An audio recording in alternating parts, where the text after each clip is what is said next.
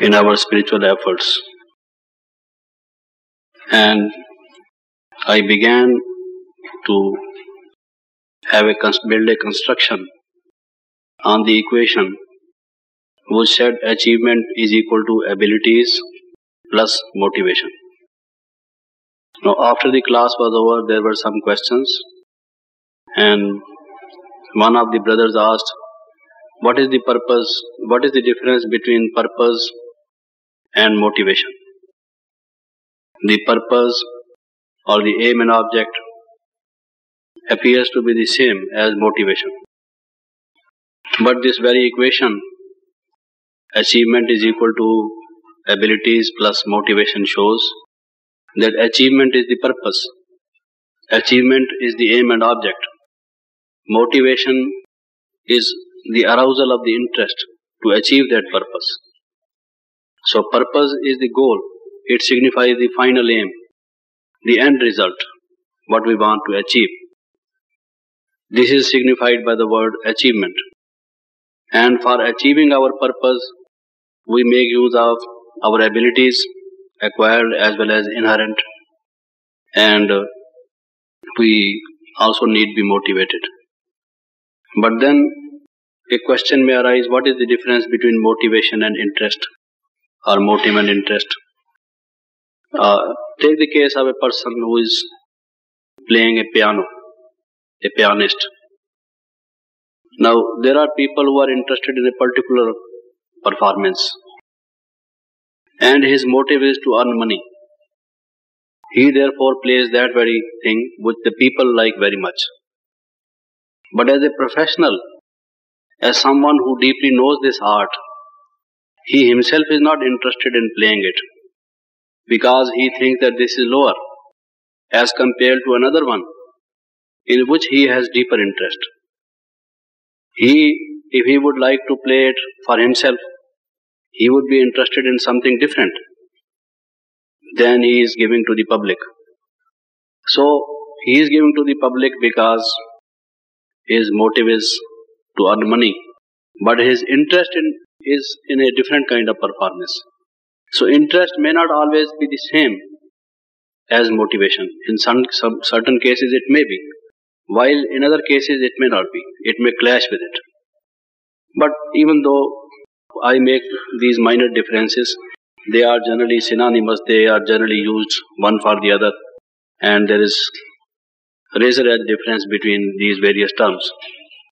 But I would like to say that motives or motivation are closer to human nature. We want to express our consciousness in certain ways, and our motives release energy for those purposes. That was the main aim behind it. Now today I would take this topic further and give you some versions from Baba's Avyakt Vanis, Avyakt Murlis, how he tries to transform our motives and how he tries to motivate us to achieve our final goal, our highest stage, the stage of perfection, which we sometimes say Lakshmi and Narayan, as was being said in this morning's Murli. When Baba asked from one of the sisters in the class as to what fortune or what luck she was making, or what were her efforts directed to, and she was not able to answer in the form in which Baba wanted. And Baba said, this picture of Lakshmi and Narayan is the symbol of what you are trying to be in your future life. So sometimes we say this, at another time we say that the goal of our present life is to have the angelic stage. So anyone who has got the angelic stage in this life will naturally be attaining that deity status in the future. These are just, two sides of the same coin. If you attain the one, the other will naturally be attained. Now the first thing is that Baba wants to motivate us for a change, that whatever motives there are in our mind for the realization of which we have been trying our hard, our very best in this life, they should now be given a turn. There should be transformation. and I would read Baba's original versions. It's very difficult to translate them in English, but I will try my best to do it. And I think first of all, I will give you the number of ways which I think he uses to transform these motives. One way is that he tries to show that the form in which we are using our motives are inferior in result. What we are gaining, say for example, a person is trying to have name and fame in this world. He becomes a member of parliament, or he becomes a reputed author, an erudite scholar, a famous orator, or whatever. This is one of the motives of social recognition, having respect in the eye of the society. Now, Baba would try to show that what you are trying to attain is very transitory. This world in itself is going to be destroyed soon. And it's not that you will be gaining something for quite some time, for a long period. So the result of your efforts will lead you to a goal which is much inferior. If you change this motive in another direction, you would be having much higher result. This is one of the ways he tries to change the motives and tries to make us pure, because our motives are changed. And in doing this, the second is that he not only asks us not to do this, but he also gives us the alternative. Then what to do? He wants us to replace these by others which are better, which are superior. Now, if we do not want name and fame, suppose someone wants to become famous. Now, Baba says how you can become famous. Not that to have fame is something wrong. Alright, even if you want to have fame, if fame is the goal of your life or the ambition of your life or what you desire, and all your actions are motivated by this desire, then he would say Pandavas are most famous, Shiv Shaktis are most famous. No one is as famous as these. They are mentioned in almost every scripture. Their idols are worshipped in temples. The idols of others are not worshipped. He would classify them into various categories, saying that some are adored. People sing about them. Gayan Yog. Others are Pujan Yog, worship worthy. And you will become so famous that you will not only be famous, but you will be adored. There will be songs about you in your memory, life after life, and in scriptures, which will be considered sacred, held high in a person's esteem. And not only that, you will become worship worthy. Not only will you become worship worthy, but you will be worshipped even more than Shiv Baba. He says, you children are double worship worthy. Baba is single worship worthy, he says. Because you are worship worthy in your corporeal form as Lakshmi Narayan, and also in your incorporeal form as Saligrams. So on and so forth, he would try to motivate us to arouse our interest, deep interest, for attaining such a stage. Alright, if you want to attain name and fame, do this. And this, he says, you will do by giving up the desire for name and fame. Just see his trick. He asks us to attain name and fame by giving up the name and fame. Become zero. Then you will become hero. He says there is no wrong in trying to become hero. Alright, become hero. And become hero like this. One who has got all the qualities, the virtues, who is higher in life, worship worthy. And this you can become, he says, by becoming zero. Have humility. So all these versions I will read from his Avyaktvani, and you will find that what he is trying to do is to motivate us for a higher, nobler goal, nobler purpose. And he is not trying to ask us to eliminate all these, but to sublimate these. He replaces them by certain higher goals. Now this is the second one. And then sometimes he gives us a picture, a model, a paradigm, an image which fulfills all the motives. All are encompassed into it, included into it. It is all inclusive. Alright, you want name and fame, but you don't have wealth. You have wealth, but people say you are a man of bad character. You have wealth, but you are not a good character. You have wealth and you have good character, but your health is not good.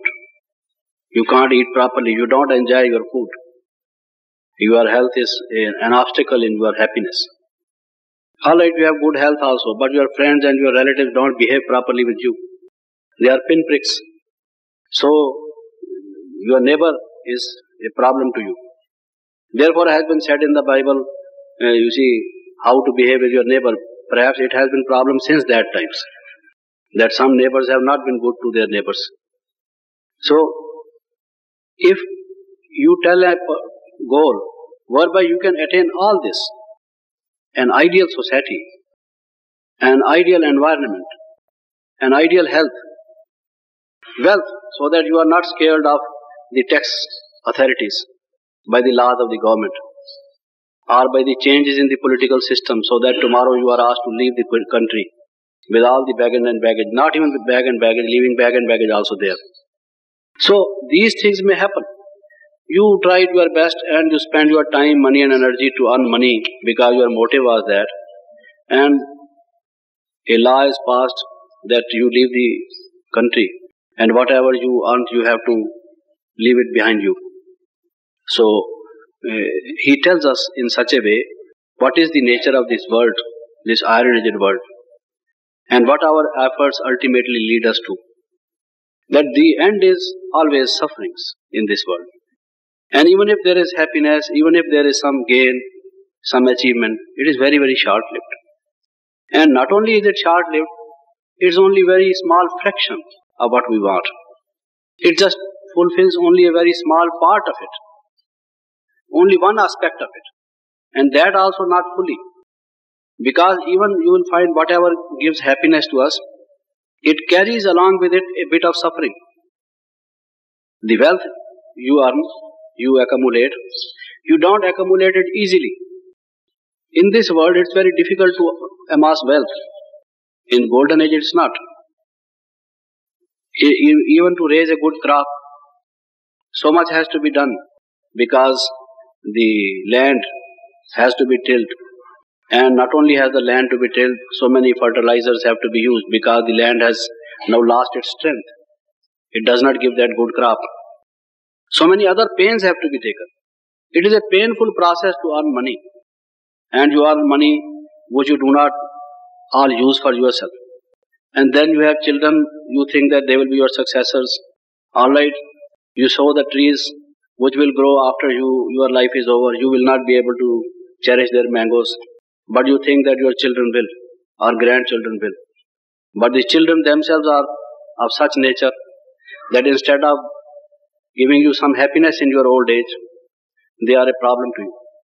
Problem child. Sir John Dewey has little problem child, problem parent. Everyone is a problem in this world. Not only have the problems been created by the modern developments of science, but everyone is a problem to everyone else. Such is the nature of this world. So Baba tells us what you are trying for. All your motives, all your energy being released, all the efforts you are making, all the abilities you are doing, just try to see what is the achievement. After all, this is hell. The world in which you are sitting is hell. You are not in golden age palaces. You are not, tell me of a single person who is healthy, even for 10 years, maybe even for 1 year, completely healthy. The environment is so polluted, the food is so polluted, the thoughts are so polluted, the relations are so polluted, everything is so polluted and also diluted. It does not have the essence. Then the result is that there is no charm left in this life anymore. Such being the case, he tries to motivate us for gaining something. Not leaving everything, but he says if you just, in one of his versions which I will read hereafter, if you just make use of 1 rupee, now here we want to make investment. Suppose I have money. They say money begets money. I want to invest money to have interest, compound interest, or to have some shares so that I can make some more money. Or I open a factory, I run a factory so that I can mint some more money. Money through money, one of the ways of earning money. But he says, I tell you the way, whereby if you just make a small investment, how much you can get. So he is not even against making money, but how to make the best money, which can be a source of happiness to us, rather than a source of discomfort or problem to us, he tells us. Here lies the charm in this knowledge, so that we become happy. That he enlightens us on every issue. Motives, let there be. But let those motives be sublimated, only transformed. That is what he does. So, what I was saying was that the third method he adopts is, he gives us such ideals, such goals, such inspiring and attractive pictures, which are all encompassing, all inclusive, in which all our motives can be fulfilled. Motive of mastery, motive of this, motive of that, whatever are the motives. They all get fulfilled through one effort. Separate efforts have not to be made. And then sometimes another method he adopts is to defer certain motives for their fulfillment. Now, take for example, a person wants to marry. This happens even in this world. A person wants to marry, but he thinks that he would do so only after writing a book. He is more interested in writing a book because he thinks that if he gets married, then he may not find more time, and this project may not be fulfilled. And therefore he defers this for doing this. He thinks he is motivated, he has both these motives, but he defers one motive by trying to fulfill the other, writing the book. Similarly, you would find that through some of the versions which Baba gives, he enables us to have a better motive realized by deferring the ignoble, the non-sanguine, or you can say the lower motives. And thereby they die of their own death because of disuse. Sometimes it so happens that if you don't use something, some ability even, suppose someone learned typewriting. If one does not type, say, for 20 years, forgets automatically. You need not make an effort to forget, just as you make an effort to forget some sanskaras. But certain things die of disuse because you don't make any use of them. So by deferring certain sanskaras and certain motives and paying your attention to some other motives, what happens is that those motives which you don't want, they get disused and ultimately they die their natural death. And then sometimes he gives, if the two motives are good, but alone they are bad, sometimes they become bad in their extreme, he asks us to balance the two. Then that is the importance of balances which Baba mentions. This kind of balance, that kind of balance, which we will discuss one day. So this is another way he adopts for sublimating of the motives. Then he also tells us often how the use of certain motives on our part harms the public interest. It causes harm to others. And he appeals to our sense and tells us, na dukh do, na dukh lo. If you cause suffering to others through the play of your motives, then mind you, you will also suffer. The action will rebound on you. So he rationally tries to explain how by bringing certain motives into play, we will be causing suffering to others as well as to ourselves, immediately and also as a result of causing suffering to others. Therefore he gives us the motto, na dukh do, na dukh lo. This is very pithy sentence, very good statement if you just try to analyze it. Na dukh do, na dukh lo.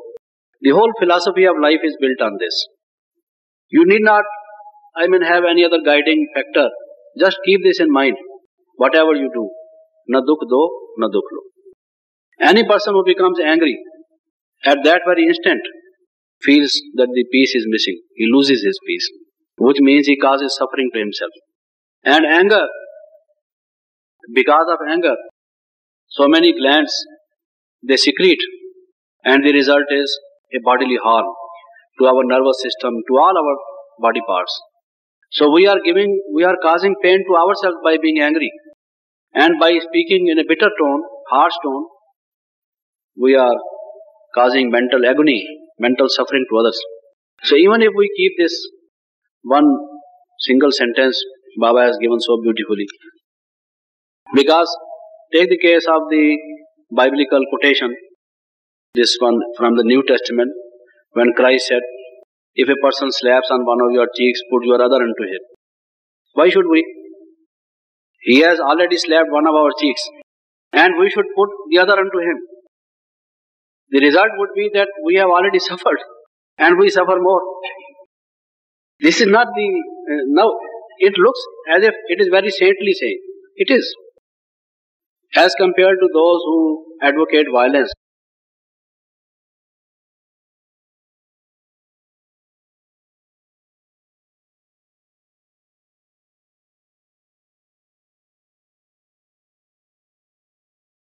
And I found that at least one-third or about one-third of Baba's Murlis, whether they be Avyakvanis or the Sakar Murlis, they are devoted to motivate or to sustain our motivation. And when I went deeper into it, I found that the difference between the stage of one person and the other, I mean the spiritual stage, also is mainly or greatly to this one important factor, namely motives. Whatever action we do, we have some motive behind it. Even when we practice meditation, when we attend our daily classes, when we listen to Baba's Murlis, all our spiritual efforts, by whatever name we may call them, have some motives behind them. And when I use this word motive, I do not mean in a negative sense, suspective motives or foul motives or lower motives, but motives in general. And partly they also include our interests.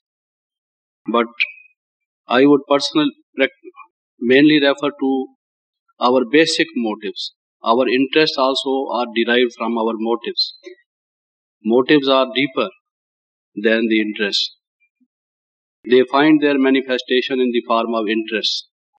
Sometimes we say, I am not interested in this. Why I am not interested in this? If you just try to analyze this statement, you will find that there is a motive underneath it, which perhaps will not be fulfilled if I do this. Therefore I say I am not interested in this. And when I say I am interested in this, certainly there is a motive underneath it, and I find that this will be fulfilled if I do this. So again there is a motive. Even if I do service, there is a motive behind it. Maybe it is simple, it is the glorification of Baba, it's very divine, very sublime, very pure thought, or maybe it's for my own personal glorification. Maybe I want to play to the gallery, to the grandstand. Instead of doing the teamwork, I want to win some personal laurels. My motive may be that. So, there is difference between one person and another person doing the same act. And this difference sometimes or often is due to motives. And what the churning on motives was, I would just now share with you. I found that when we come to this institution, we are first of all motivated. Our lessons start with motivation towards a particular goal. We already are trying to attain happiness or health or some status or some wealth in this world. But we are told that there are some nobler aims, some higher goals which can enable us to attain this for a longer period or for say 2500 years or more, and that our motives, even the worldly motives, even the gross motives will be better fulfilled if we get this education. So when we find that our motives will be better fulfilled by being yogis, by attaining purity in our life and by making spiritual efforts, it is only then that we begin to make sincere efforts. Unless and until a person is properly motivated, he does not come to our classes daily. And I think actually it is not his fault. We very often ask a brother or a sister, why you don't come to the class daily? Baba is giving us very wonderful murlis and you are losing time left is very short, and so high is the goal, it requires some time to attain that goal. And she or he may express that there are some difficulties, some circumstances are like that. I think those circumstances or difficulties can be overcome by that person if he or she is properly motivated. If he or she thinks that the circumstances are nothing as compared to what he or she will be gaining by making this effort, then those difficulties or circumstances will not be any obstacles. And if some people have been coming in this Gyan for quite some time, say for some years, and even then they give up this knowledge and become laukik, again they met Baba, they listened to Baba's murlis, Baba gave them some inspiring words, gave them blessings, but after some time we find them no more. I think it is because the worldly motives have dragged them to themselves, and somehow due to some reasons this motivation has become lower in strength. It has no more been inspiring. This has lost some kind of an attraction for them. So I think we better focus our attention on this aspect of Baba's spiritual knowledge. It is useful for us and it is useful for service. If we are not making efforts as we should or as Baba expects of us, I think maybe because our motives are not unified. There may be conflict of motives. This is another problem. Sometimes we are not able to stabilize in meditation. We are not able to make strides in spiritual effort. I think it is because there is some conflict of motives. We want this, that and the other thing. Without rationalizing and unifying those motives, we find that there is some kind of an antagonism between these motives and we are not able to resolve them. And the result is that there is confusion and our time is wasted. So, this churning would mainly be just to show the importance of motivation in making our own efforts. If Dadiji or some senior sisters are far ahead of us, it's due to efforts. And you will find that these efforts, they differ between a person and a person because of motives. They are more motivated so that they can inspire us also. What is inspiration? Except that it is arousal of motivation. When I say that I have been inspired, what do I mean? It means I have been more strongly motivated. From Madhuban, I am going back to my place of work or my own country, getting deep inspiration, I say.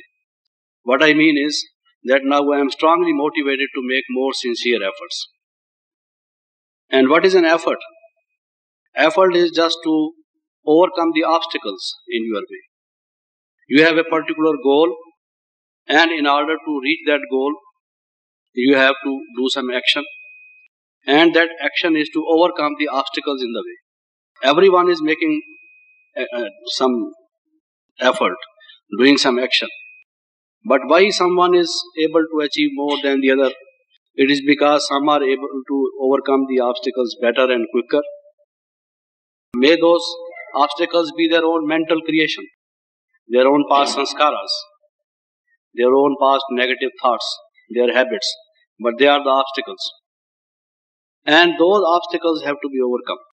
Our spiritual effort, therefore, is overcoming the mental obstacles, the hurdles placed in our own way, leading towards our own goal. And therefore Baba generally asks us, become Vigna Vinashak, the troubleshooter, one who can conquer the obstacles. This is a kind of a hurdle race, and in this we have to score higher marks. And as I said, the higher and the more strong the motivation, the higher is our effort. Therefore, what is required is enthusiasm, zestful spirit. And Baba's Avyakvanis, many of them have given us some wonderful points about that utsaha, umang, that zest, enthusiasm, that never should we be disappointed or in a state of desperation or dejection. Depression. And depression is lack or absence of enthusiasm or zest. And enthusiasm or zest, if they are missing, is nothing but lack of proper motivation. And without zest and without enthusiasm, no higher goal can be achieved. Our effort will only be sadharan. It will be commonplace. It will not be of higher quality unless and until our efforts are high. And our efforts can be high only when our motivation is high. And this makes the difference between the stage, spiritual stage, yogic stage of one person and another. One is fired with enthusiasm. One is so deeply inspired. Some of the double foreigner sisters and brothers say intoxicated. What is that intoxication? It is the height of motivation. You feel totally your mind full with this motivation. And then only we can achieve this. Now, I start from this. My whole construction of what I am going to say will be proceeding step by step in this manner. I say we have to achieve a particular goal. So I have in my mind an achievement. I start from this. I have a particular achievement to make, and I say that achievement is equal to my abilities and my motivation. Now this is the equation on which I will be saying this evening. That achievement, my achievement is the stage of perfection, or you can say the stage of Shri Lakshmi or Shri Narayan, in which I have complete purity, peace and prosperity, or health, wealth and happiness. So I put all this and much more, what Baba has been saying in various Murlis, just by giving to it one single word, achievement. Now this achievement depends upon my abilities and my motivation. Now I say there are two kinds of abilities, acquired abilities and my innate abilities, my inherent abilities. Because I want to come into the first 8 or 108 or 16,108. Let me say, put it like this. I want to achieve that state. This is the achievement in my mind. Now two factors will be playing the important part. One is the abilities, the other is the motivation. And I say there are two kinds of abilities, acquired abilities and innate or my inherent, my natural, my original, you can say, abilities. Then the acquired abilities in their turn again depend upon motivation. So just think the importance of motivation. Even the abilities I acquire depends upon motivation.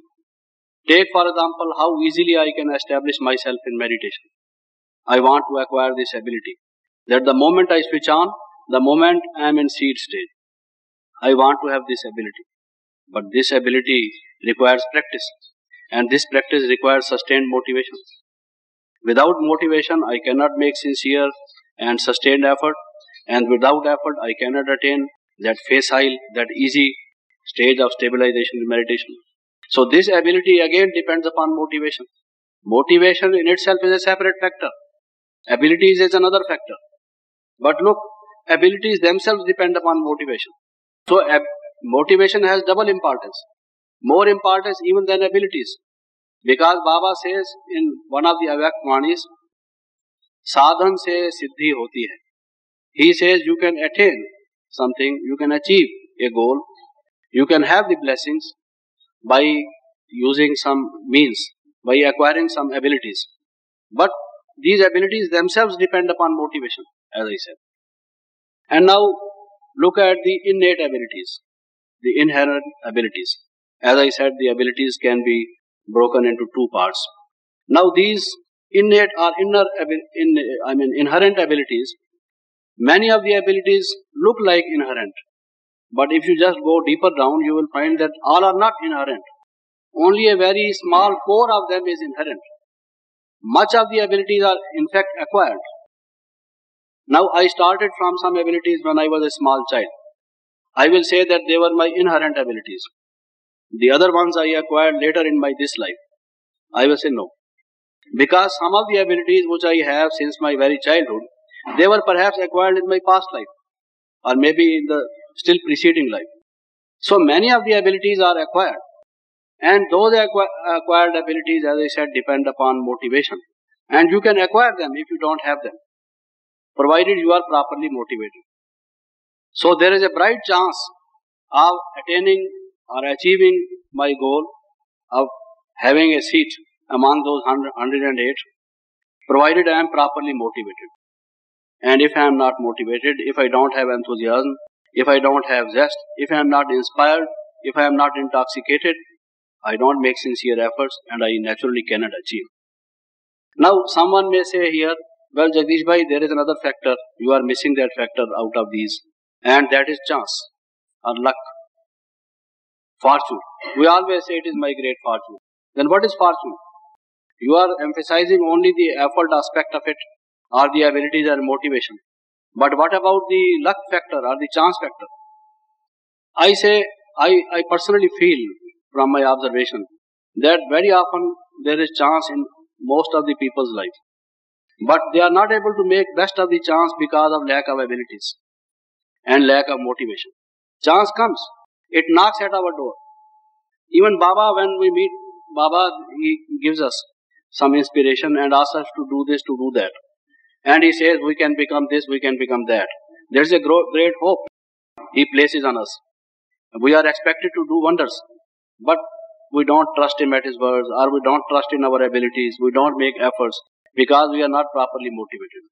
So I think chance factor also, or even if there is a chance, it depends upon my past effort. Suppose a chance presents in my case as it is not in others' cases, alright. Then why, after all, there is no injustice. There is no effect without a cause. If there is a chance in my life rather than in any other's life, it must be because I made some efforts in my past so that I deserve this to happen in my case. So then again it depends upon my past efforts. And those past efforts again depend upon my motivation and my abilities. So ultimately you will find that motivation is one of the basic factors which takes me either to the top or keeps me low. And therefore I say achievement depends upon abilities and motivation, and abilities in their own turn to a great extent, except the very small core of the inherent abilities, much part of it depends upon our motivation. So this is the importance of motivation. Now again, even both the abilities, all my abilities and all my efforts are again influenced by my motivation. What do I mean by this? Now suppose there is a chance to do some service. I am arranging a proper function, some kind of a conference, you can say. Now this effort, I use all my abilities, the organizing ability, the administrating ability, just having unity among all, and that I go into the details of it, allot proper duties to proper persons, and all these so that the result may be as we wish, as everyone expects. But if at the same time my motive is not genuine, in the sense, it's not glorification of Baba, or that all may have the benefit, that there may be some new souls which come to this Gyan, they also inherit Baba's eternal qualities. If that is not the purpose, not the motive, then what happens is that I made all efforts, I did not have proper sleep during the nights, I used much of my energy, but the net result would be that in Baba's books, the total result of my actions would not lead me to a higher state spiritually. Or ultimately I will not gain as much as I should have if my motive should have been as Baba wants us to have. As I said that much of Baba's points in Murlis tell us of motivation. I'll come to that also. How daily when you just read or when you listen to Baba's Murli, you will find that 10, 20, 50 sentences, statements will be about motivation. For example, Shubh Bhavna, Shubh Kamna. Even to the leaders, political leaders, the message which was sent this year and last year asked them to have this Shubh Bhavna and Shubh Kamna. That they are making sincere efforts. But if they make the effort with this purpose, with this motive, then they will achieve better success. So this is very important. So what I was saying was that the net achievement of those efforts also will be dependent upon my motivation. Yeah, that we should have good wishes for all. And we should think for the best of all. If we have some personal motive to be fulfilled, then because the political leaders, the social leaders, the reformers, those who are trying to help mankind in various ways, they are busy day and night doing service. They also do service. But the motive being not to give benefit to the people, the motive being that they want their own social recognition, or name and fame, or some status, or some money, or whatever, then the result is that the people do not get the benefit, even if they have the aim of giving it to the people. Now, when we make some efforts in order to achieve some goal, one of the important factors is the willpower. If our willpower is strong, we are in a better position to overcome the obstacles in our way, to go on without stopping towards our goal. And we can have faster speed. Because always the obstacles would be there. It's a law of physics. The more rapidly we run, the resistance of air opposes us with the proportionate strength. The friction also increases. Other factors opposing us, they always come into play. So happens in this spiritual race. They do come. But it all depends upon our willpower. Now, what is willpower? When we say this is one of the powers which we attain by means of meditation, and this is very important, very crucial to our achievement, what is willpower? I would say that everyone can have a strong willpower. And actually everyone basically has strong willpower. But at a particular point of time, if a person does not seem to be using his willpower or having the willpower, I think the reason is that there is conflict of motives in his mind. You will find that in some case we find that this person has a willpower. It is because the goal is very clear in his mind and he is fired with that single motivation. His mind is not a divided house fighting against each other. Therefore, we come to this conclusion that our motive releases the energy. It is this which opens all the gates of our attention so that we can focus at a particular point. If our motives are many and there is no unity among themselves, then what happens is there are blockages. Some of the sluices are there, some of the gates have been closed. There is no flow of energy and there is no single-minded or unified attention.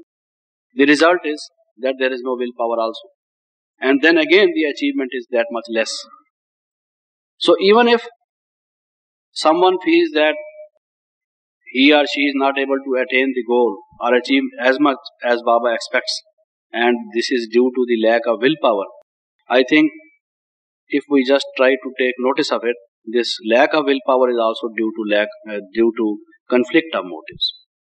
Maybe we want to attain some money and maybe we want to therefore spend more time on that and we want to spend less time on this. Similarly, you will find that there must be conflict between the Laukic and the Alaukic motives, or even between the Laukic motives or Alaukic motives. So it is always the conflict which leads to making willpower, weaker. And even in meditation, if we are not able to stabilize our mind in seed stage, or stabilize our mind in our original real state of peace and of purity, so that we don't feel that we are being charged with that high flow of light and might, that we are completely withdrawn from body and we have become double light. If that stage is beyond us, we cannot reach it, and we find that our mind is scattered, goes this way, that way, in this direction and the other direction. There are many distractions. You will find it is because of various motives. Why my mind is being pulled in this direction and not in Baba's direction? It is because I have some other motive to fulfill. And therefore, my motive is not sustained. As yet, I have not been able to satisfy my mind that when I meditate, what I will be gaining through meditation will be consisting of all the other achievements which I can have through the fulfillment of all the other motives. If I know that this one single effort can give me so much that all my needs, my requirements, my interests will be fulfilled, then my mind will be focused and there will be concentration. And as good, as perfect the concentration, as perfectly will I be able to have that seed state. So then again, there is a need of motivation. I remember that Baba very often said that when a person first comes to this institution, you give him some introductory form to be filled up, and then you give him some temptation. Generally, he used the word temptation, which by this he actually used to imply that that person must be motivated. Now maybe some people want mukti, that is just the stage of liberation, going to the sweet world, sweet home, and their aim is not Jivan Mukti, that stage of fruition or blessedness, that golden age stage of deityhood. Someone does not consider that as the highest stage, but thinks that attainment of redemption or liberation, going to the soul world and being free from all actions, all bondages, is the highest stage. And that is the motivation, that is the motive behind that efforts. And I try to motivate him towards Jivan Mukti at that point of time. That person may not become a student, may think that Lakshmi and Narayana which we show, or the paradise or heaven of which we have the pictures, they do not fascinate him. They do not fulfill his motive. So the result would be that that person would not be able to inherit Baba's inheritance. So what we have to keep in mind, Baba has been saying very often, is that alright, we have both Mukti and Jivan Mukti. You just keep in mind what is the motive of this person.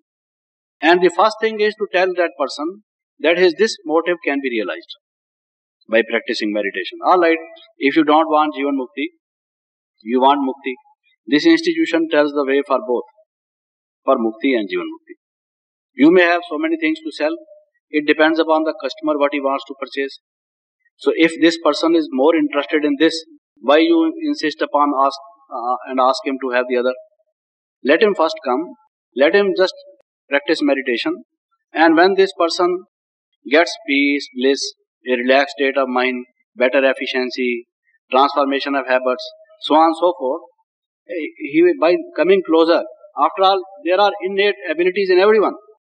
A time will come, as you have changed, he will also change and say that he would like to have Jivan Mukti also. So, even in imparting this education to others, we have to keep in mind what is the motive of someone else and how we should properly motivate that person. And I would say the very behavior, when we object about someone's behavior, that his behavior is not proper. We live a social life. We live in families. And in this bigger spiritual family, Baba's family. And we have to come in contact with others even in the field of service. Why we sometimes feel that someone's behavior is not as it should be, according to Baba's Shrimat or Baba's Mullis.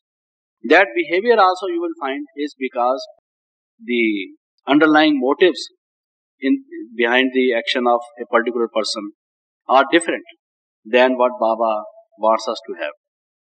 So our very behavior, our very lifestyle is because of certain motives. So therefore also we must give some attention to this. And I would say that the six evils, the six main evils, sex, lust, anger, greed, attachment, pride, and this laziness and all that, even these are perverted motives. If you just find that if our motives are in right direction, they are in right form, even these will cease to be. They also are there because, now for example, why is anger due to? What is anger due to? I think it is because when some of our motives are thwarted, they are not fulfilled, then anger is aroused. We want to achieve something, we are motivated to attain something, there is an obstacle, someone is putting some obstacles, and I become angry. So what is anger born from? It is because a particular motive is threatened. Similarly, what is rivalry? I want to attain a motive, another one also wants to attain a motive. And you should know that mastery is one of the motives, mastery motive. I would just be coming to what are the basic motives. One of the basic motives is the mastery motive. That each one of us wants to attain mastery, victory, to have a dominant position. Now, whether we want to have mastery over our own self, over our sense organs, or we want to attain mastery over others with whom I meet, that mastery may be misplaced. I may be misusing that basic motive. But everyone wants some kind of mastery. Now, this mastery motive, if it is thwarted, if it is not fulfilled, there may be anger. And some people even say that there are two motives, mastery motive and motive of submission. We also want to submit. And some have even said that even sex is due to these two motives. On the part of one of the partners, it is mastery motive, and on the part of the other is the submission motive. Without these two motives, there could not be this kind of perverse or degenerated or debased relationship either. So I was saying that even these, outwardly it would seem that my greed is for money. But I think it is not actually for money.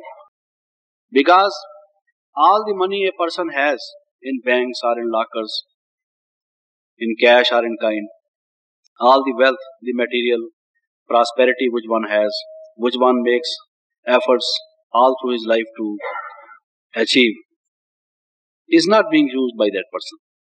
Much of it is lying in lockers or banks or in the house, wherever. He uses only a very small part of it. So is it that man does not think that he is using much of his energy and time and ability to earn money, day and night? He is worried. And he will not be able to use. Does he not see this? I think he sees this. He is aware of this. But since this money gives him some social recognition, some status, some power in life, so I think the greed is not only for the money. So even this greed is because of some other motives. The motive is that wherever he goes, if he has got some big house and a number of servants and a particular, it will give him some kind of respectability. If he gives some donations to various institutions and monetarily he becomes a wealthy man, he runs a multinational firm and people read his name, so that they would think that he is a very wealthy person. Wherever he goes, he will have some kind of a respect. So maybe the motive is for respect, for recognition, for social status, it gives him some more prestige. It gives him some power, because through money he can do so many other things. So you will find that even the vices, the evils, have some underlying debased or degenerated motives. Unless and until you correct those motives, these vices cannot be eliminated, however hard you may try. Why is it that someone is not able to give up sex? Because he does not understand what is the motive lying underneath it. Why is someone not able to give greed? He knows that there is no need of, having more money. He already has enough. Take the case of even Baba. When we read Baba's biography, someone has said that Baba had enough money. And maybe a number of years earlier, he could have devoted his whole life to this spiritual effort. But he was earning more money. He had some contacts with the royal houses, and he was very well known among the jewelers. He was well respected among the Sindhi community. And one of the basic reasons was that he had a lot of money. And his business was a top grade business.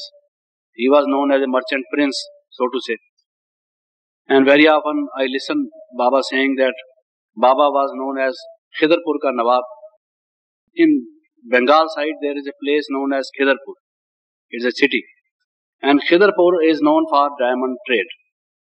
And he was known as Nawab, as the king, as the prince in that trade. In the very city where the main business was jewelry. So Baba's wife used to say, Baba, we have enough money.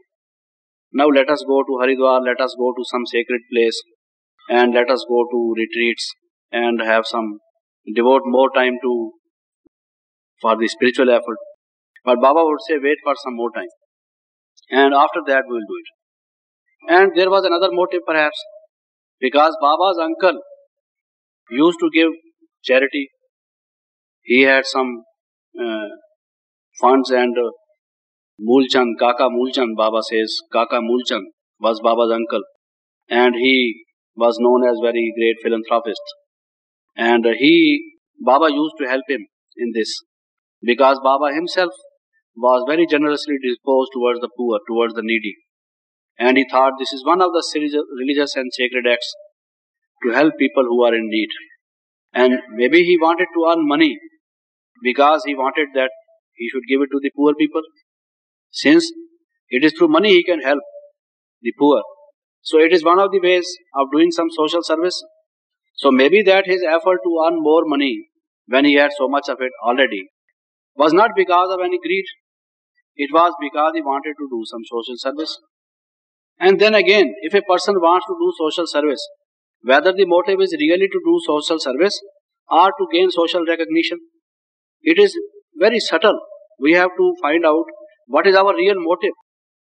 Unless and until we divinize and sublimate that motive, we are not going to be divinized. Outwardly it would seem that we are doing social service. Alright, we give this, that and the other thing to the poor people. And we call a photographer to have photographs, and we give it to the newspaper. That we had this program, and so many things were given to the poor people. So was our real motive to help the needy, or was our real motive to have some publicity? What was the real motive? So motives are mixed up, and much of the confusion is because of these motives.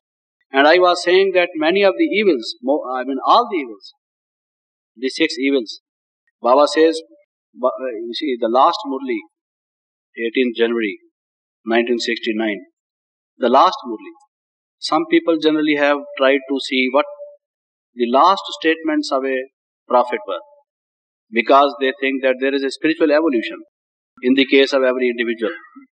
I am not today what I was when I first came to this institution. Each one of us is making spiritual efforts, and we are trying to improve, trying to be higher and higher in spiritual effort. So was with Sakar Baba also. Shiv Baba spoke through Sakar Baba, but Sakar Baba himself said that he is a student, and when Shiv Baba speaks through his mouth, he is the first to listen, because there is very little distance between his mouth and ears, less than any other listener, anyone among the audience. So he used to say that he is the first among the students, first among the audience. So he himself was also a student, and as student he was making efforts. And the last Vani, the last Murli, Baba says Nirakari, Nirvikari and Nirahankari. He gave these 3. I think the first perhaps is Nirakari. Have the incorporeal state. Withdraw from the body. Become soul conscious. So these three words rhyme among themselves. Nirakari, the incorporeal state. Then Nirvikari, which means completely viceless or pure, positively pure, and if you mention it by a negative word, viceless. And then among the vices also, the most important, which is to be eradicated, he said Nirankari, no ego, no pride, prideless. You should have humility. So Nirakari, Nirvikari and Nirankari. And I think these three can be attained only if our motive is proper. How can we become soul conscious people unless and until we have been fired with this motive that this is the highest state, that this is what I want to attain. If we read the Gita, Baba is mentioning the 17th chapter and the 18th chapter. Now what is in the 18th chapter? Now in the 18th chapter, almost towards the end of it, when Arjuna has been listening to God's versions, his revelations, his beautiful, wonderful advice which he has been giving, the enlightenment which he has been bestowing on this subject, that subject and the other subject, the doubts which he has been removing. Now at the end of it, telling his stage, what he has achieved after listening to God's so many discourses, 17, and coming to the end, as I said, 18. What is his state of mind? What is his reaction towards God's sermons? Arjuna says, Nashto Moha, all my doubts have gone, have vanished. Now, since it's the 18th chapter, we should ask each one of us from ourselves whether all our doubts have gone. Now, what do you mean by doubts? Doubts not only about whether I am a soul or a body, or whether there is a soul world or there is not, or whether God is omnipresent or God is a point of light, or whether the cosmic cycle is billions of years and millions of years, or is only 5,000 solar years, not even light years. Now what it is actually, these doubts have to be removed, no doubt. But even these doubts can be removed if my motive is to study this. Because by studying this, I want to attain something. If my motive is not to attain that thing, I am not going to study even this knowledge. And one of the things he said is that his doubts have been removed. This is one thing Arjuna said. Nashto moha. Then he says, Smritir labda. Now I can recall to my mind, I regain my consciousness of what I really am. That I am a soul, that I am a child of God, that soul world is my sweet home from where I came, that this world is like a drama where I have to play my part, that there is a future which awaits me and for which I must make sincere efforts. So all this, he says, now are completely set in his memory. So therefore they give him this mental set. So Nashto Moha, Smritir Labda, which to them. So when I know their motive and that motive is fulfilled, then I can also fulfill my motive. My motive is to give them godly service. Their motive is to get some social prestige and publicity. I fulfill their motive and try to fulfill my motive also. My motive is actually not my motive. As I said, I am not using it in the negative sense, but it is just to glorify Baba, to do some good to those people. But even this can be fulfilled if I try to, fulfill their motive. So we cannot do even service, as I said earlier, if we do not fulfill their motives. And we have to keep these in our mind. And I would say there are many motives which are basic and which are they work like drives. They take hold of the mind of man. They drag him in a particular direction. They are so strong. They make a person sentimental, emotional. One does not listen to any sensible thing if one is under the spell of a powerful motive. So strong it is. If you tell people that the destruction is going to come, they see. Can't they see? You see, so many people know. It has been published in so many periodicals, books, presented from the stage and other mass media. People already know that so many weapons have been made and so powerful they are, that destruction is a must. But what is it that does not give them realization? Why does this thing not dawn on their mind, which even a simple person can understand? Why these intelligent persons who have got these doctorates from various universities, who handle the affairs of the state, who are considered to be very sensible persons, can't they understand this? They would be destroying their own country. But it is the motive which does not enable them to understand. Really, if you just go deeper into it, it is their motive. They have different motives. It is because there are some multinational firms which are building up, which are manufacturing weapons. They put pressure on them. The military leaders who want things to be directed in a particular way,